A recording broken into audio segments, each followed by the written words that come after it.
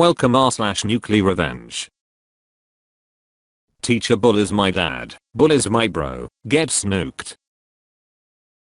The town where this happened is a small one, and the school that I went to is a 70-year-old school. My granddad and my dad are also alumni of this school. Let me just start off by saying this, that the alumni of this school are really successful, and the school has had a long history of being very charitable, and also offer amazing retirement benefits to teachers depending on how long they've worked here. My great-granddad donated some of his property to the school when it was being constructed, and he was an advisor and a part of the school board in his time. The school was an all-boys school up to 1996, when they had their first co-ed class, and is a full co-ed now. The school also has all classes, from kindergarten to high school, split in two buildings. The first one houses kindergarten to 5th grade, and the other has the classrooms for 6th grade to 12th grade. Part 1. Teacher vs Dad. The incident. Said teacher, we are gonna call her MD, was my dad's math teacher when he started high school. She was a young woman just finishing her teaching degree, and was a master's in math and chemistry. At that point, she was the most qualified teacher the school had.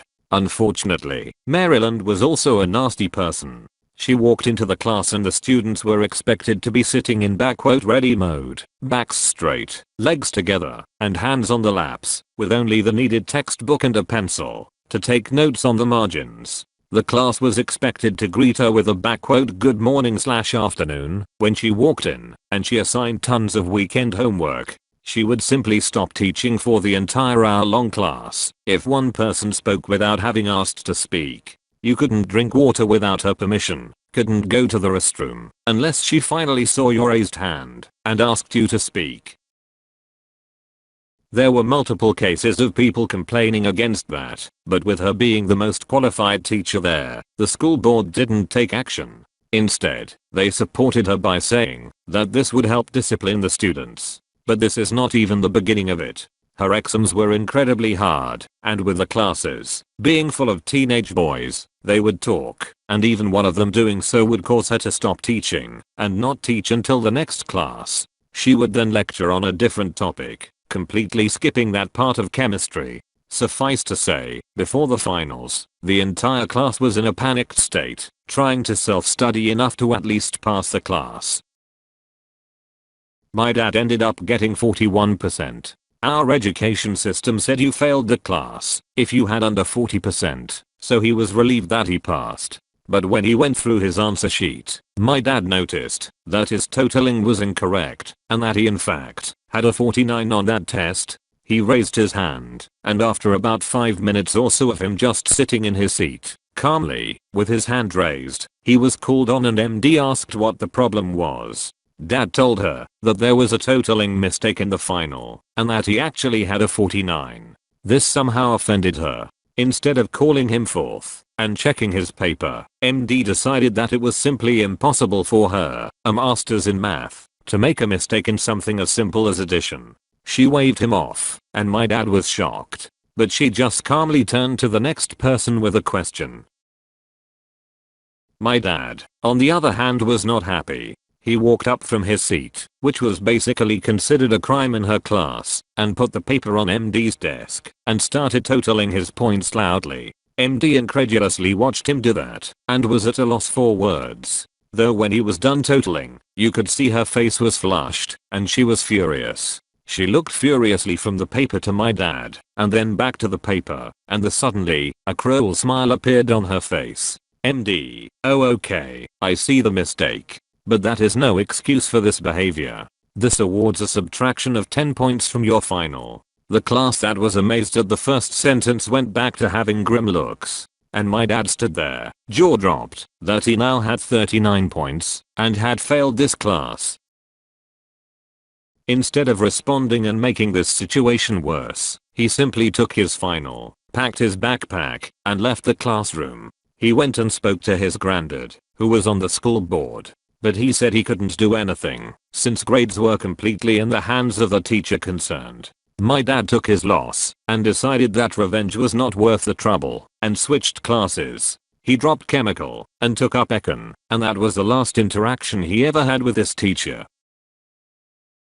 Part 2, Teacher vs my brother and I. My younger brother, B, is 2 years younger to me, and so, when I was in freshman year, starting high school, my younger brother was in 7th grade. We had an auditorium under construction, and the library was newly renovated, so a teacher was assigned to chaperone the younger class students at the library. My younger brother's class, unfortunately, had MD as their chaperone.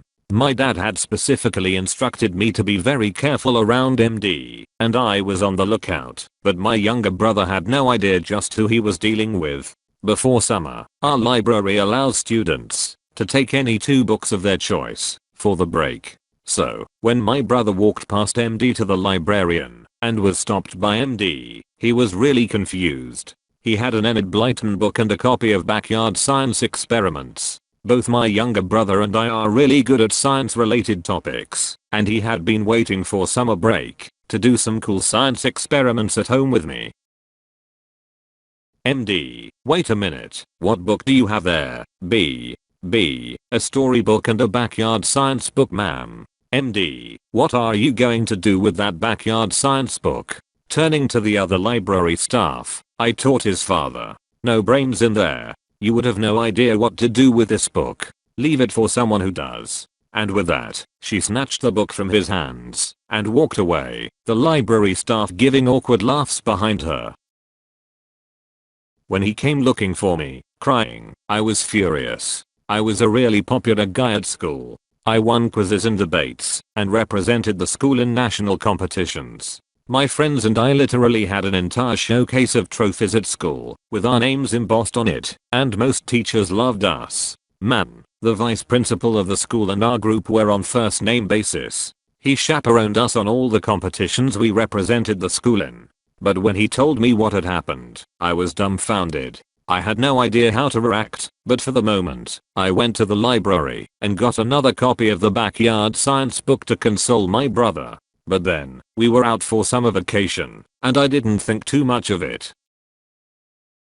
Side note, in the summer, we attended a science summit, and my school friends and I won prizes for having the most efficient hydraulic gear-based pulley system, and the second fastest chemical fuel race boat. This was before I ever took a high school chemistry or physics course. This was announced in the school assembly the first day after summer break. When we came back for fall, I had a chemical class with MD, the first day of school. This was also right after the assembly, where my group was given the award. So we go to the chemical lab, and MD is on the lab instructor's desk setting up an experiment designed to liberate hydrochloric acid fumes in a gas flask. Some moments passed by, and we could see that some mistake had been done, and there was no reaction in the mixture. Turns out the zinc granules were impure and rusted.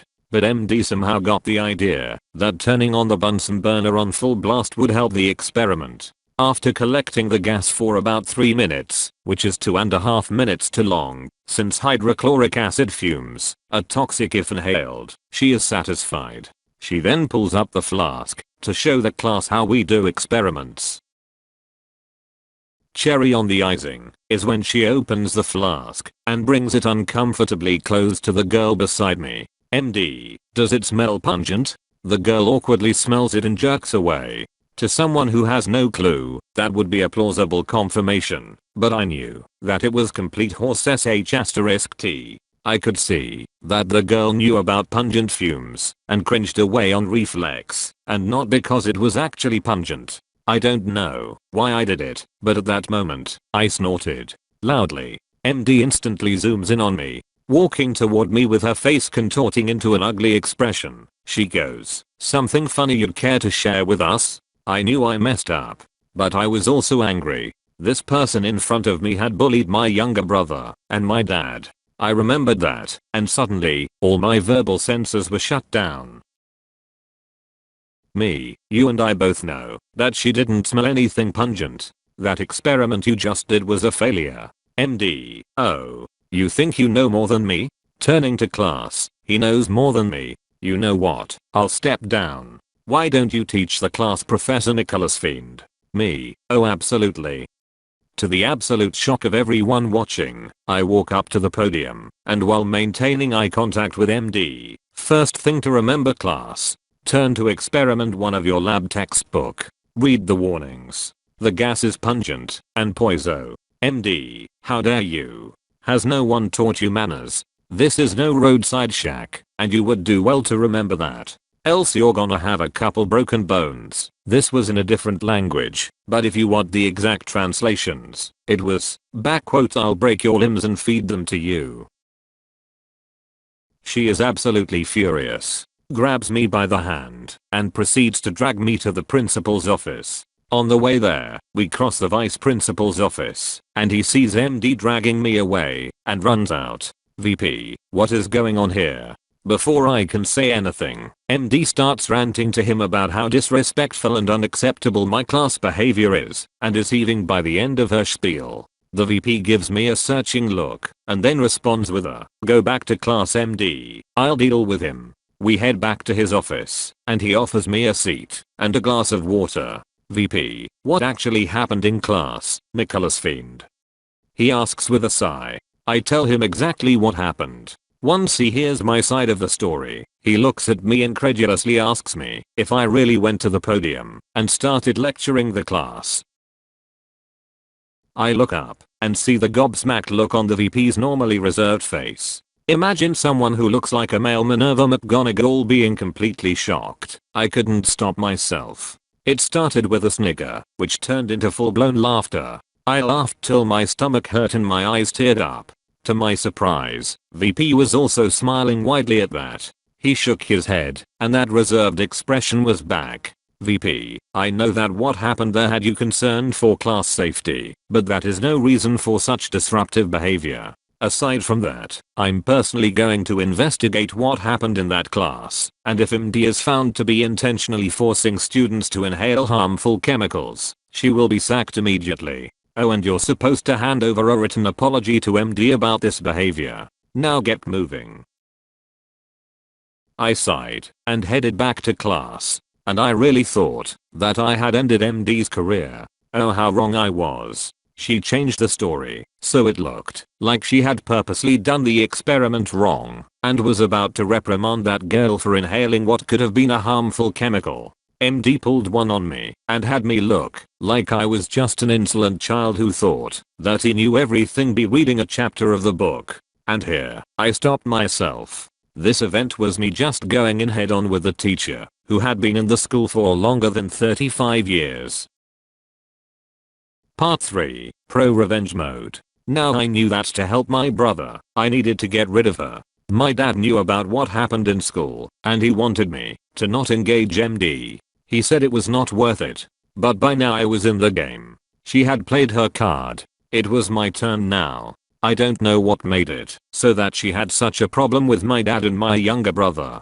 They were quiet and hard-working students. I felt she had something against our family, and I was convinced that my younger brother would have to deal with the problem if I somehow messed up and got expelled or made a worse enemy out of MD. This was war, and I had a new plan. I started to act really sheepish around her and made it a point to stay back after class and ask her questions in the most polite way possible. I was the kid who was guilty of not understanding the plans of elders. I portrayed myself as an amazing student who MD had succeeded in humbling.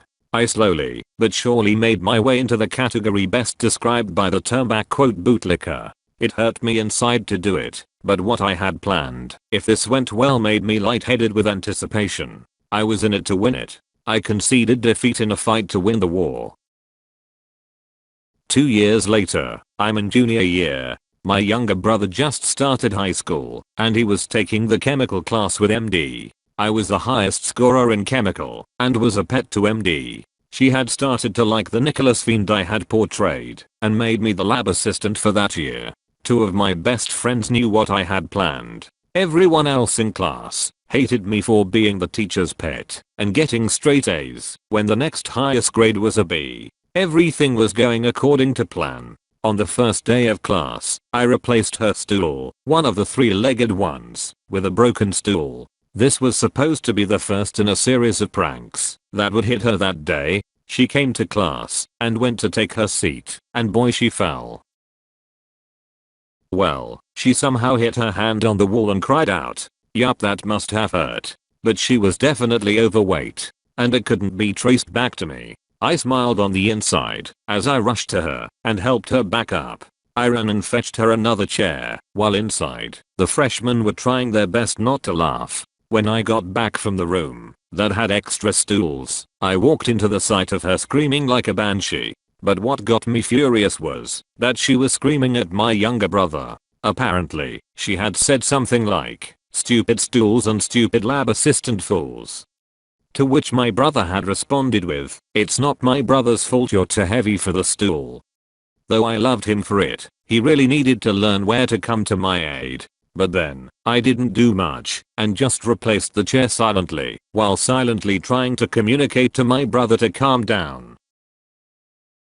Nothing else of concern happened that day, till the time when school was over, and the teachers were heading back. Stage 2 was in motion. We heard a loud bang, and immediately, the large crowd of students nearby all headed towards the teacher's car parking lot. We saw MD's car smoking, and her exhaust blown right off. Keep in mind it was an older car, and we had decided to block off the exhaust with clay that had hardened over the course of 6 hours on a sunny day. Well, that car had to be towed, and she went home with some other students that day. She didn't show up to school for 2 days after that, but she did show up to school on the third day, which was a half school day, because our country celebrates Teachers' Day. It is tradition that students go to their teachers, current and old, and wish them the best, give them cards, gifts, etc. This was by far the most ambitious prank pulled in the school that I know of. The 2 days she was absent, we went around telling people to not visit her on Children's Day.